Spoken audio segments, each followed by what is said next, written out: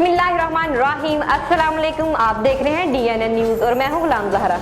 अब रुख करते हैं खबरनामे की तरफ।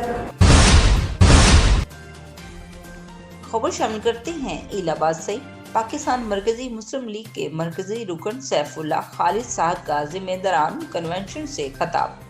कराची का ये कन्वेंशन अपनी नौयत का मुनफरद कन्वेंशन है। कराची के तमाम ज़िम्मेदारान जोश जज्बे के साथ आगे बढ़ रहे हैं।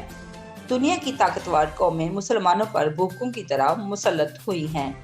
मुसलमान तादाद में ज़्यादा होने के बावजूद मगलूब है। मुसलमानों का रौब जालिम कौमों के दिलों से ख़त्म हो चुका है।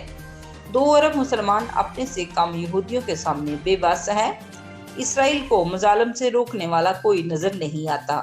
मौजूदा हालात में रसूलुल्लाह की सीरत तैयबा से सीखने की ज़रूरत है।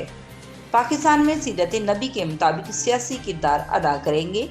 मदीना की इस्लामी रियासत हमें बेहतरीन रहनुमाई फराहम करती है। सुहूनी इज्तिमाई निज़ाम ने मुसलमानों को माशी तौर पर गुलाम बना दिया है। फ़लस्तीन के सफ़ीर अहमद जवादुल अरबी से हाफिज मौसूद कमाल साहब, बरदर असगर प्रोफेसर हाफिज मोहम्मद सईद और मोहतरम शफीकुर रहमान साहब ने मुलाकात की और जमायत की तरफ से मजलूम फ़लस्तीनी भाइयों के लिए हर तरह की इमदाद की भरपूर यकीन दहानी कराई। खबर शामिल करते हैं इलाहाबाद से।